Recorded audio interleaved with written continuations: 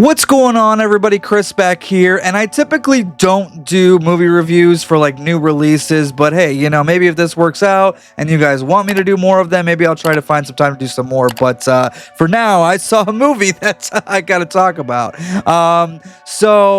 Yeah, and by the way, guys, if you haven't seen this, we are going to talk about spoilers, but not until the second half of the video. But for the first half of the video, you are safe, and I will give a spoiler warning when we start talking about spoilers.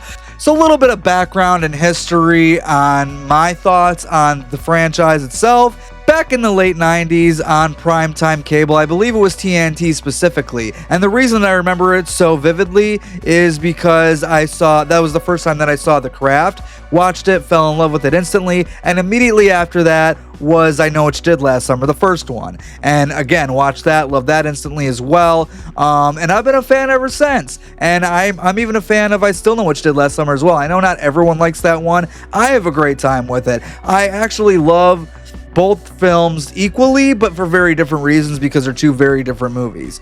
But when they announced that they were going to do a new I Know What You Did Last Summer, to be quite honest with you, I didn't really care all that much. And the reason for that is because they had just done the Amazon Prime TV show, which I had absolutely no interest in watching. I didn't watch it. I heard it was complete shit anyway. So I kind of assumed that they were going to do something very similar with it. And then they announced that Jennifer Love Hewitt and Freddie Prinze Jr. would be reprising their roles as Julie and Ray, and then I started to get on board. And I was like, okay, let's catch up with these characters like nearly 30 years later. Let's go. And so, yeah. Now, as far as expectations goes, I'm not asking for much. You know what I mean? It's I Know What You Did Last Summer. I just want to have a good time. I just want to see these characters again. I want to see what they do differently. And really all I was asking was that it be better than I'll Always Know What You Did Last Summer, that piece of shit direct-to-video sequel that came out in 2006 that I like to pretend doesn't exist. As long as you can be better than that, I'll walk away happy. So, how did I feel about I Know What You Did Last Summer 2025, especially with a movie that's been so divisive in terms of the reaction, the reviews? I liked it. Now, granted, it's not perfect by any means. I have a list of problems that we're definitely going to talk about, both spoilers and non-spoilers. But for the most part, I had fun. I had a good time. And I really want to give a shout out to the director of the film. She also had a hand in the writing as well, Jennifer Caton Robinson. You can definitely tell that she is a fan of the first two films. I think that's very clear when you're watching this movie because it's filled with so much nostalgia and winks and Easter eggs to the original films, the first two, and it's not enough to where it's going to distract you from the movie, but it's enough to where a fellow fan like myself will sit there and do the Leo point like, hey, I know what that is, I understood that reference. And so just as a fan, I really appreciated that, and I thought that was really cool. So shout out to you, Jennifer.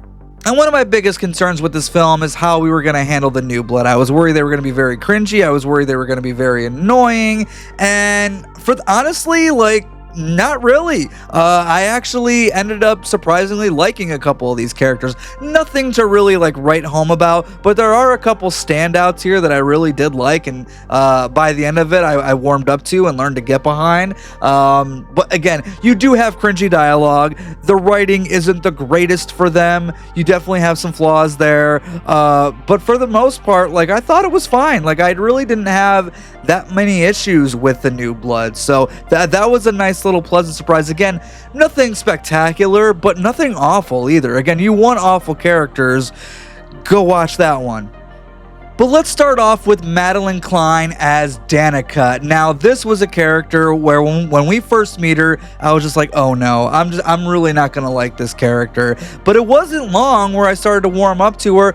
Madeline Klein, I thought, did a really good job in her performance. Again, she's not given the best dialogue to work with, but that's fine. I can overlook something like that. And also, you have Chase Wonders as Ava. I thought Ava was a really good character as well. In fact, I might like Ava more than Danica, but I think both of those characters are pretty strong, all things considered. They definitely had to carry a lot of this movie on their shoulders, and I think for the most part they were able to pull that off. Another fun character I really liked was Teddy, who was played by Tyreek Withers. Again, I don't know much about this actor. I haven't really seen him in much before this, but he was entertaining. He was a good time. I really enjoyed watching him and the way he was interacting with the other characters. And again, maybe over time and on rewatch, he might be one of my favorite characters in the movie. He's not there quite yet after one watch of it, but hey, you know, time will tell what happens there, because I really did have a good time with him. And then we have a character named Stevie, who, once again, when we first meet her, I was very unsure on how I was going to feel about her, but by the end of the film, I ended up kind of warming up to her. I thought her performance was pretty solid as well. The problem with Stevie, though, is I feel like we don't get enough of her to really, like, kind of feel for her in certain situations, but for what we got of Stevie, I really did enjoy her. And this is not a spoiler, but Stevie was actually one of my suspects very early on, just because she's pretty much like the outcast of the friend group. Like, she's friends with these people, but she doesn't really like hang out with them. Like, she has a lot going on in her backstory. But then, like, once we get into like Act 2, that suspicion kind of wore down a little bit. And then another character that really stood out to me was the podcaster Tyler. Now, okay, as of late in these horror movies, we've been getting these podcasting characters or horror buffs, you know what I mean? And which is cool as a, you know, podcaster and horror buff myself. It's good to have that representation there, but I'm really getting sick of this cliche of every time we have one of these characters in one of these movies, every time they're talking about something involving a horror film or something that happened in real life, at least in the canon, they're like, and in 1997 a fisherman came to Southport and started massacring people. It's like, okay, can we just not talk like that? It's a little annoying, but I did like Tyler very much as a character. My problem was we don't get enough of her in this movie. I wish we would have gotten more of her than what we did, but you know, it is what it is. And yeah, while we do have some of the new blood that stands out for me, as we were just talking about, there are a couple in the friend group that I honestly found to be kind of forgettable, but you know, that's fine, because again, I was surprised on how many of these characters I ended up liking by the end. Nothing compared to our group of characters in the first two films, obviously, but for what we got, like, I really enjoyed them as a group. And as I said, this movie does show us the return of Jennifer Love Hewitt as Julie James and Freddie Prinze Jr. as Ray Bronson. And this is what I came to see. I came to see the fisherman and some creative kills, and to see where Julie and Ray are about 30 years later in their lives. And while as a fan I did love seeing them come back and play these characters again, I was a little underwhelmed with what they did with them. For some of them, I liked some of the stuff that they did with them. I just felt like we didn't really get enough, and I can't really go deeper into that until we start talking about spoilers, but I love seeing them again. And I'm not gonna say like they were disappointing. Like, Jennifer came and delivered. I thought Freddie came in and delivered. It was just the writing with them that I kind of had some issues with, but again, I'll talk about that more when we get to the spoiler section of the video here. But yeah, and it was nice to see them again. And speaking of Ray, he has a really interesting dynamic with the Stevie character. Again, without giving too much away, Stevie works for Ray, and Ray was a friend of Stevie's father, and, you know, he's kind of like looking out for her, and, you know, it's a nice little like back and forth between them two. I really like that dynamic. I wish we got to explore that a little bit more, but again, for what we got, I'm fine with it. And what was really cool about the first film in particular is the location. You know, it takes place in the town of Southport, and Southport was very much a character in and of itself in that first movie, and so was the Bahamas, and I still know, but I really loved the atmosphere of Southport in the first one, so I was excited to go back to Southport here. And while we do have some of that familiar atmosphere, it's also very different. But what I really liked about why it was different was there was a narrative purpose for why it feels a little bit different here than it did in 1997. I thought that was cool. I thought that was interesting. Again, we're going to talk about that more in the spoiler section. But, you know, I just loved coming back to Southport. I loved seeing that kind of atmosphere kind of come back a little bit. That was really nice. That was really cool. So appreciated that. But this is a slasher movie, so let's talk about the slashing. Let's talk about the fisherman and the kills. Look, I thought they handled the fisherman. This might be the best the fisherman has been handled in the whole franchise, to be quite honest with you. They really did some cool things with sound design, like when the fisherman's hiding in the shadows and you could just hear the sound of his boots coming closer. Like shit like that, I really loved and appreciated. It made it more intimidating. It made it a little bit more freaky because the fisherman's never really been creepy. He's just kind of like this stalker who kind of like watches you in the shadows, which is scary, but I thought that they brought that up to another level in this one, so I really appreciated that. And as far as the kills go, I thought they were really fun. This is definitely the most brutal fisherman that we've had. There are a couple kills that we kind of cut away from, and that kind of happened a little more than I would have liked, but for what we do get on screen here, I think they're really fun. And I like how we didn't just use the hook this time, you know, we played around with some other stuff, like the harpoon gun, for example. So yeah, no, as far as the fishermen and the kills go, I have really no issues whatsoever here. And if that's what you're coming to this movie to see, like you don't care about like the characters or the storyline really, you just want to see the fishermen fuck some people up, I think you'll be happy with that aspect of the film. And while so far we've been talking about things in the film that I've liked, there are some things in here that I didn't really care for. One of those things was I felt like the script could have been a lot tighter. There's a lot of messy writing here. The dialogue isn't always that great. In fact, most of the dialogue isn't that good, which, you know, is fine. I can kind of forgive that and let that go. But just the script in general, I felt like needed to be tighter. And again, maybe the cringy dialogue was kind of the point because, you know, these characters are a bunch of spoiled rich kids. So maybe that was on purpose. I don't really know. But again, I just wish some of that stuff, because there's some things with the story, some things with our characters, some things with the dialogue that I felt was just kind of all over the place and just needed tightened up a little bit. I like a lot of the ideas here, but it didn't always land in some of the execution. And another thing I kind of had an issue with in this movie was the pacing. The first act is a little bit slow, but once we start getting into that second act, and for the most part the third act, you know, the pacing definitely kind of got better.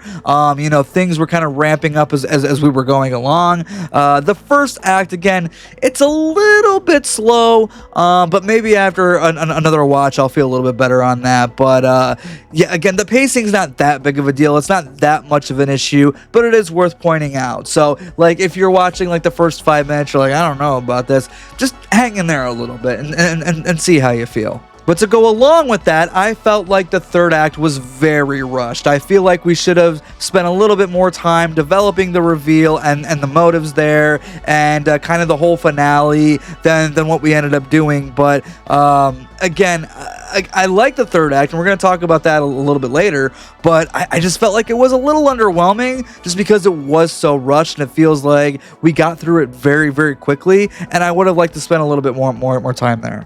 But to sum it all up, guys, I had fun. I had a good time with it. It's just a dumb, fun popcorn slasher, and that's what they set out to make, and that's what it is. It's not going to be great. It's not always going to be the best dialogue or the best performances or anything like that. It's I know what you did last summer. You know what I mean? Like, don't go in with too high expectations, and you might have a little bit of fun. But again, this movie is very divisive for a multitude of reasons, so I can't exactly argue with anybody who watches this and doesn't like it. It's just, for me, I had a good time with it. In fact, I'm excited to watch it again, to be quite honest with you. But overall, I'm gonna give this movie a solid 3 out of 5. Now again, on rewatch and over time, I could easily see this bumping up to a 3.5 out of 5. I don't know if I would go to a solid 4. I don't know if it'll ever get that high, but I had a good time with it. So guys, that is my spoiler-free thoughts on I Know What You Did Last Summer, but I gotta talk about some spoiler stuff. So if you guys have not seen the movie, go see it, and then come back and watch the second half of this video here, because we got some nitty-gritty shit to talk about. Spoiler! Spoiler! Alright, so if you guys are still here, I imagine that you guys have seen the film or you just don't care about spoilers. First, let's talk about some of the Easter eggs. As I said at the start of this video, it's not enough to where it's going to distract you from everything else going on in the film, but there is a lot of Easter eggs in here that I loved. First off, the opening credits, like right out of the gate, we have that shot kind of going over the water as our kind of opening credit. I wish we would have gotten Summer Breeze back, but that's all right. They did change the font of the logo, but the font of the credits itself was actually pretty cool. It's probably a stupid thing that you guys don't fucking care about, but as someone who likes those opening credits of the original, I'm glad that they kind of brought that back. So I thought that was cool. And while I am bummed that Tyler died as early as she did, because I just would have liked to see more of that character, I do love that she had died in the old store from the original movie that, Helen and her sister Elsa was in. She got to go up that elevator, which I thought was really cool. That was nice to be back there. I really enjoyed that scene.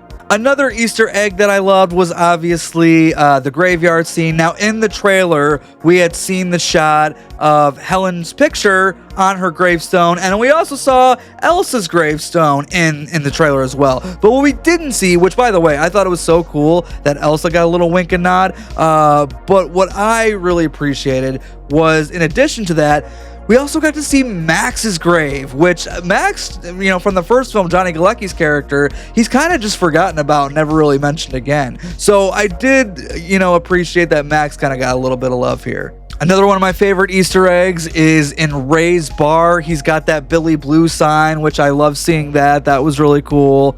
And one of the scenes in the bar, one of the characters, I think it was Teddy, somebody in the comments, correct me if I'm wrong, but he's talking about, like, why don't we just get on a boat and go to the Bahamas? And then Ray looks at him, and again, I don't remember the exact line for sure. I'm paraphrasing here, but he's like, I can tell you that is not a good idea. So again, wink to the Bahamas. Anytime that I still know can get a little bit of love, I'm gonna be happy with that. So thank you for that. I appreciated that reference. That was really cool to have that line in there. Now let's talk about the accident itself. Going into this movie, I was expecting pretty much a rehash of the accident that we got in the original movie, because looking at like the still shots and the trailer, it definitely feels like, oh, we're just doing like the same accident again. Not exactly the case. We are on the same road, which was cool, but the accident plays out much differently, which I did appreciate. I appreciated that we just didn't copy and paste it, and we did something a little different with it. The accident in the original film was actually much darker than the accident here. In the original, like, they genuinely hit somebody and then they threw his body in the water and left him for dead. In this film, it doesn't happen that way. I really liked that it genuinely just was an accident, and the characters, again, you guys have to remember that these are rich kids. Anything that's gonna show up on like their record, or if they they're at the police station or something like that, that's gonna look really bad for them. Again, accident or not, like, I thought the way that the characters responded, I was like, yeah, considering these are a bunch of rich kids, it makes sense. So I thought the accident itself was done well. And as I mentioned earlier, I really enjoyed being back in Southport, although Southport's very different. And again, I love that there was a narrative reason of why Southport is so different than what it was in the first film. The rich people have taken over. People like Ray and Stevie have kind of been, kind of cast out, because again, they don't really fit in with the rich folks. And it's funny because like the mayor or governor or whatever, I can't exactly remember what his position was, but he reminded me of the mayor in Jaws. All this shit's going down. You have bodies on display like in Jaws, on fucking hooks, which was great. I loved that. But he was very much like, what? Nothing to see here. Go on about your business. Pay no attention to that man behind the curtain. So again, like I like that. It added a little bit of flavor to the movie as opposed to like just being back in Southport. It kind of gave Southport its own storyline. Now, again, one of my negatives with this movie is, you know, a little bit of the handling of Julie and Ray. Like, when we first see Julie, she's now a psychology teacher, you know, and again, another thing I was concerned about was how are we going to handle the whole trauma thing. We've seen the trauma thing done time and time again with Halloween 2018, with Scream, and I was just like, oh no, we're going to do this again. We're going to do the same old thing, and kind of, but not really. Like, we don't really go into it too much, and I think that is for the better. But we do see that Julie is now like a psychology teacher, and when Ava goes to see her and tell her that, hey, this shit's happening to us too, we could really use your help. That conversation that she has with Ava, I thought was nice. It was a nice little moment. But I was pretty underwhelmed on how little Julie is in this movie and how little they do with her. Now, again, going in, I wasn't expecting her to be like a main character or anything like that. You know, I was expecting her to have like a secondary role. I was just expecting her to do a little bit more than what she did. But for when she is on screen, I loved it. I have no issues there. It's just not enough. So I wish we got a little bit more there. But one scene with Julie that I did love is the scene where Ray shows up at her house, and I was like, okay, we're gonna, you know, catch up with them to like together, because, you know, Ray's in Southport and Julie is elsewhere, and you have that scene where Ray shows up at her house, and you very quickly find out these two fucking hate each other. Like, they were married, they had a very ugly divorce, and then again, I was bummed we didn't find out what happened. You know, we've spent so long away from these characters, and we have a lot of catching up to do with them. And it kind of sucks because the first two movies, you are kind of rooting for them to, you know, work it out and, you know, get together and have a happy ending. But life isn't always like that. You don't always get the happy ending. And so I thought that was a nice little change of pace. I didn't have a problem with that. But yeah, seeing them hate each other on the level that they did, you're just like, well, what the hell happened? Now, obviously, they talk about, you know, the whole trauma thing. One was able to move on from it and kind of get on with their lives. The other one wasn't. The other one wasn't able to deal with that trauma, which we're going to talk about a little bit more when we start talking about the third act here. But that might be my favorite scene in the movie, is when Julie and Ray are at, again, the dialogue isn't the best. You know, that's when Ray goes there and is like, why did you tell Ava, you know, go after the killer, whatever the fucking line was. And which, by the way, that was a clue. It was one of the many clues, which we're going to talk about. But yeah, you know, it was a nice scene. I like seeing them together.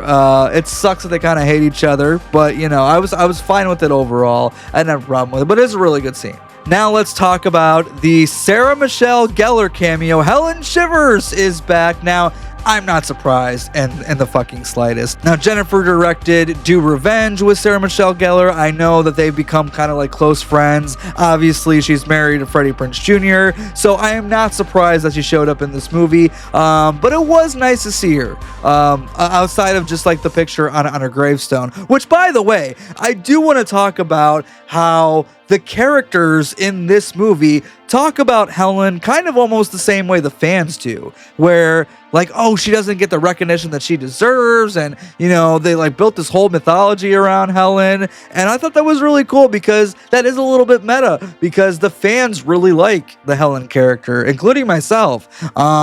Speaking of which, I am really bummed and upset that we did not have a chase scene in this movie, because Helen's chase scene in the original I Know What You Did Last Summer is iconic. It's arguably my favorite chase scene in all of horror. It really is. But anyways, it's good to see Sarah Michelle Gellar back in here, even though it was a dream. Like, what else were you gonna do? But to see her in that dress again, wearing the crown, having the hook in her hand, the blood coming down her face, and again, you know, talking to Madeline Klein's character, Danica, because she's very much like the Helen 2.0 here, but obviously with her own differences. So it was a nice little scene. And then we got, you know, her deteriorating, which was a weird effect, but it was kind of cool at the same time. So yeah, that was a nice scene. I like seeing that. That was pretty cool.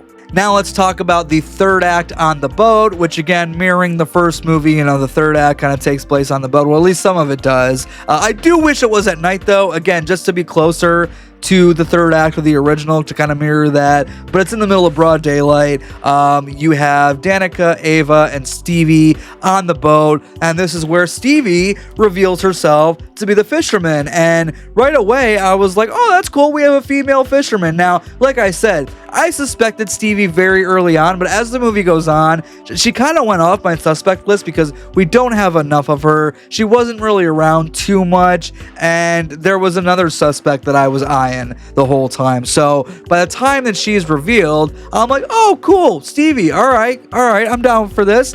When we get to her motive, I thought it was interesting. I'm going to talk about it a little bit more in a minute here, but I thought her motive was interesting. Again, I wish we could have got a little bit more of a fight on the boat than what we did. But, you know, Ray is coming up in his little dinghy, just like the first one. And he gets on the boat. You know, I wish it would have said, welcome aboard, Ray, but, you know, it is what it is. Welcome aboard, Ray. And yeah, Ray gets up there, and Stevie hooks Danica, and you know, Danica goes in the fucking water, and like, oh shit, they just killed the fucking final girl. I guess Ava's the true final girl of this movie. And then you have Ray taking out Stevie, and he takes Ava back to his bar to kind of like tend to her wounds and kind of, you know, help her out a little bit. And while this is going on, you know, Julie is on her computer just like she was in the first one, you know, doing her little research, and this is where she discovers that Ray is also involved. Yep, they made Ray Bronson a killer. Now, people are going to fucking hate this. I already know. I've already seen it. Some of my friends who are big fans of the first two movies as well are not a fan of Ray being a killer. Me, I love it. I love that they had the balls to go and make Ray a killer. That would be like making Dewey a killer in Scream, which honestly they kind of should have done. But, you know, Dewey's a little bit too pure, whereas Ray has a lot more going on with him. But to me, it makes sense, you know, because I've heard a lot of people talk about, you know, this ruins Ray's character and Ray would never do this. I'm going to disagree. Let's take a look back because when we look at the first two movies, like Ray as a character doesn't really do all that much. Like, he tries to be the hero, but yet he's not the hero. He doesn't end up really saving Julie. Julie kind of saves herself for the most part. So like, he doesn't really do all that much. He's not given a whole lot to do in those first two films, but I like Ray because it's Freddie Prinze Jr. and I love Freddie Prinze Jr. But if somebody else was playing Ray, maybe I wouldn't have even liked that character all that much. So him being a killer actually kind of makes the character better for me when we kind of see what happens to Ray throughout these three movies. The first film is very much the trauma, right? They're all going through it. It's happening to all of them. They're not sure how to deal with it. You know, they're trying to figure it out. And then by the time we get to the second movie, Ray spends the whole time fighting his ass off to get to that island to save Julie from Ben Willis. Again, he's angry. He's got a little bit of rage in him in that one, but yet still really isn't the hero. He doesn't really do all that much when he actually gets there. But cuts to 30 years later, and now he's got his ex-wife that hates him, and you know, again, one has dealt with the trauma, one hasn't. Ray hasn't really dealt with this trauma, and when Stevie comes to him wanting revenge, like, he gets it. He's like, you know what? Yeah, I promised your father I would always look out for you. I'm gonna make sure that you get the revenge that you want. In fact, I know how to do it because I've lived through this twice. So, yeah, again, that shift, it kind of made sense for me because, again, going back to the second movie, he already had a little bit of rage and darkness in him. He already had a little bit of anger there. And again, you add 30 years of that and an angry ex-wife to that, yeah, I could see Ray snapping, no problem. What's going to be really interesting now is going back to the first two movies and all the little, like, one-off lines that really didn't mean nothing then, now kind of adds a little bit more weight to it, like this one. Since you bring it up, we all know you have a slicker. You are not gonna throw this on me. What is it with you, Ray? You were dogging us from the start, weren't you? Always wanting to be our friend, always wanting to be one of us, but you were too fucking jealous to handle it. Look, fuck you! Oh my God, it's you! What are you talking about? You're the friend, you're the fisherman. I can explain! And this? You're no killer. That's my job. You don't have it in you. And as far as the combination of Stevie and Ray, again, I liked it because I liked their dynamic throughout the film. And again, without Julie, you know, he's not really looking to protect Julie anymore. Like, Julie can take care of herself, clearly. Now he has somebody else to look after. Now he has somebody else to care for. And when all that shit happened with Stevie, he's like, no. I'm not gonna let that slide. So, like, again, I get it. I get the motive. Again, my problems kind of lie in the writing. I wish the script was a little bit tighter. I wish we spent a little bit more time developing that motive a little bit, because I just don't feel like we get enough of it. But to me, it made sense. To me, I liked it. I had a good time with that reveal. I love that they made Ray the killer. As I said, for me, it makes the character better in the first two films for me. And it was the reason that Freddie Prinze Jr. came back for this movie. Like I said, she took a big swing, and you know, there's a lot of pressure that comes along with that. I know that it's going to make some diehard fans upset because it should break their hearts. That was kind of my goal in the performance. I've never gotten to do that ever. I've never gotten to be the man in the mask. I've never gotten to be the monster, and Hollywood is not going to allow that ever. And when she was like, yo, you get to do this, you get to be this, I just had to know why and how. And once those questions were answered, I said yes, and it was before the script was even written. It was just based off the idea and her thought and effort and energy that she put into Ray and where he would be now at this point in his life. So Julie comes back to Southport and goes into Ray's bar, and it's funny because, like, you know, he's attacked Ava by this point. Ray's coming out with the hook in his hand, and he's looking at Julie. He's like, I thought you were never coming back to Southport. And they talk about how, again, like, hey, you need to let this go. Like, you need to move on. And he's like, no. This town is forgetting about us. Again, he's talking about himself and Stevie because they were both kind of pushed off to the side. They were both cast out. They have that in common. And he's like, no, we need to make people remember what would happen to us. This isn't the first time there's been violence like this in Southport. I didn't really understand that part exactly. I'm like, why do they need to remember? Like, just move on. But Ray just wasn't able to do that. And then you do get another callback of course, Julie saying her iconic line. What are you waiting for, huh?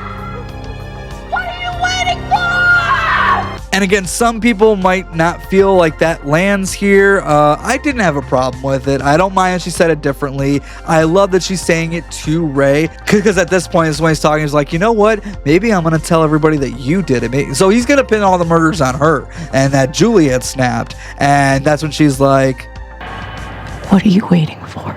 But this is where I start having some big problems with this finale here. There's no fight scene between Julie and Ray. Like, could you imagine if Julie was forced to fight Ray to stop him, to kill him because he's gone fucking mad? That never fucking happened. We have a moment of them talking, and then Ray is hit with the fucking harpoon gun by Ava, and that's it. Like, Ray is just done. He's down for the count. And I'm like, no chase scene, no fighting back and forth, like none of that, especially with Julie. So that was very disappointing. I wish we would have gotten that. And again, I don't know if like they had a different ending and it just didn't test well. If there's going to be like an alternate ending like the Blu-ray or something, I have no idea. But it definitely feels like we're missing some shit. Like, we're definitely missing the context of what happened between their marriage. And I feel like we're missing some stuff from this finale here as well. So again, I don't know what's up with that, but hopefully we have some stuff we can see on like deleted scenes or something. I don't know. We'll find out. And another issue I had with the finale is the movie ends very abruptly. You have Ava and Danica, who's still alive, coming out of the hospital. They're on the beach eating shrimp or whatever, and they're like, oh, by the way, Stevie's still alive. And then the movie just ends. Like, wait, what? They say it so casually and nonchalantly, and they like joke about going to kill her or something. I don't really know. I don't remember. But I was just like, wait, that's how we're ending this? So yeah, I wasn't a big fan of like the final couple minutes, but it is kind of saved a little bit by this post-credit scene. Before the movie came out, Brandy was doing press for something that she was doing. I don't know if it was a TV show or a movie. I'm not really sure. But they're like, hey, they're filming this new I Know What You Did Last Summer. Your character's still alive after the second movie. Are you going to be in it? And then Brandy's just like, would you do it? Hopefully I can make something happen with that. Nice. So you would be open to return. Yeah, it was in my contract to not die in the film, so why not come back? And sure enough, Did they reach out to you?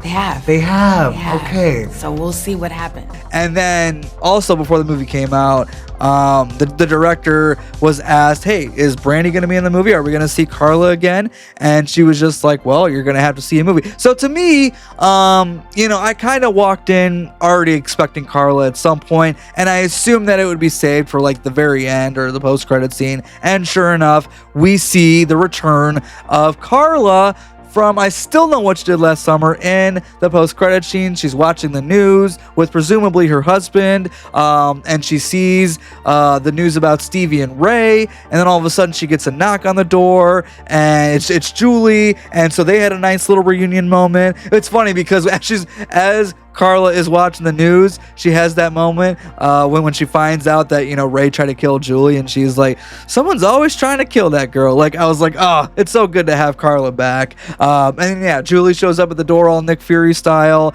and she has a note that says, it's not over, and it's still image from I Still Know What You Did Last Summer, which how they got that, I'm not sure, but I digress. And it's got an X around Carla, and Carla's like, all right, who are we gonna go fuck up this time?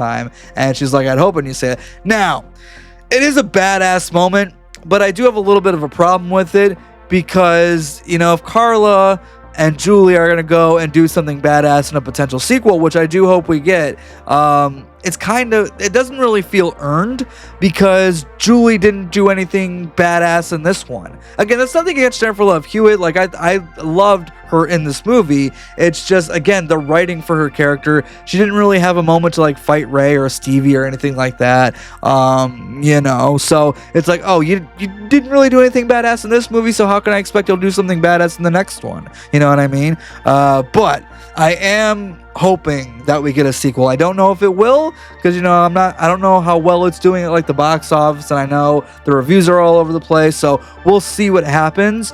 But I really do hope we get a sequel. But I'm really mad that Stevie was the one who survived and Ray was the one who died. If we had to kill one and keep the other one alive, I wish the roles were a little bit reversed. Like, especially with Julie and Carla going after the killer. Imagine if they had to go against good old Ray. Which, by the way, I'm mad that I'm never going to get another one of those. Good old Ray. But presumably they're going to go after Stevie, to which neither of them have any connection with Stevie. That's Danica and Ava, which I'm sure they would be there too. Or just keep them both still alive and on the loose. And you can have Carla and Julie go after Ray, and Danica and Ava go after Stevie, and you can have like a tag team thing kind of happening there. But they killed off Ray, and Stevie's still alive out there somewhere. And presumably she was the one who sent that note, unless it's somebody else. Unless it's somebody else who sent that to Julie. Who knows what's going to happen. But I do hope we get another one. But if we don't, I do think that this is a solid little trilogy. I Know What You Did Last Summer, I Still Know What You Did Last Summer, and this new one. I think the three of those together do make a solid trilogy overall. But I still hope we get at least one more. Just call it Last Summer. And kind of wrap things up, man. But I do wish that we tighten up that script next time, because it is very much kind of all over the place. But yeah, guys, as I said, I really enjoyed this movie. I had a good time with it. The more I think about it, in fact, the more I like it. Again, I have my list of issues with it for sure, and maybe some of that will improve on rewatches. Maybe, some of it won't. Some of it I'm always going to have problems with. But overall, it's a dumb, fun popcorn slasher movie, and I think it delivers on that. It's a really fun film. And while something like Scream 5 may technically be better in terms of directing, writing, performances, etc., I would say that I have more fun with I Know What You Did Last Summer than I did with Scream 5. And I like Scream 5. But I would say that this one's more fun. But guys, I want to know, especially with how divisive this is, where do you guys stand on this? What do you want in a future I Know What You Did Last Summer movies? Do you guys even want another one? Let me know your thoughts down in the comment section below. So until next time, guys. Be excellent to each other. Party on, dudes!